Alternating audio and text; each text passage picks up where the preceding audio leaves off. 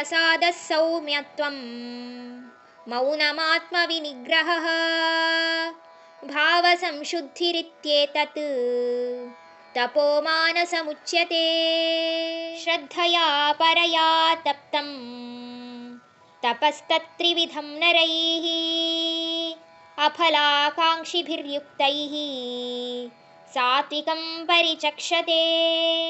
ಮನಸ್ಸಿನಲ್ಲಿ ಸಂತುಷ್ಟತೆ ಮತ್ತು ನೆಮ್ಮದಿಯನ್ನು ಇಟ್ಟುಕೊಂಡು ಹೃದಯವಂತನಾಗಿ ಶಾಂತಿಯುತೆಯಿಂದ ನಮ್ಮ ಮನಸ್ಸನ್ನು ಸಂಯಮದಲ್ಲಿ ಇಟ್ಟುಕೊಂಡು ಶುದ್ಧತೆಯಿಂದ ನಾವು ನಡ್ಕೊಂಡ್ರೆ ಆಗ ಅದನ್ನೇ ನಾವು ಮನಸ್ಸಿನ ತಪಸ್ಸಂತ ಕರಿತೀವಿ. ಯಾವಾಗ ಮನುಷ್ಯ ಸಂಪೂರ್ಣ ನಂಬಿಕೆಯೊಂದಿಗೆ ಈ 3 ಥರದ ತಪಸ್ಸುಗಳು ಅಂದರೆ ದೇಹದ ತಪಸ್ಸು, ಮಾತಿನಲ್ಲಿ ತಪಸ್ಸು, ಹಾಗೆ ಮನಸ್ಸಿನ ತಪಸ್ಸು, ಈ 3 ಯಾವುದೇ ರೀತಿಯಾದ ಆಸೆ ಆಕಾಂಕ್ಷೆಗಳಿಲ್ಲದೆ ಫಲ ಅಫಲಗಳ ಯೋಚನೆಯೂ ಇಲ್ಲದೆ ಮಾಡ್ತಾನೋ ಅದೇ ನಿಜವಾದ ಸಾತ್ವಿಕವಾದ ತಪಸ್ಸಂತ ಇಲ್ಲಿ ಹೇಳ್ತಾರೆ.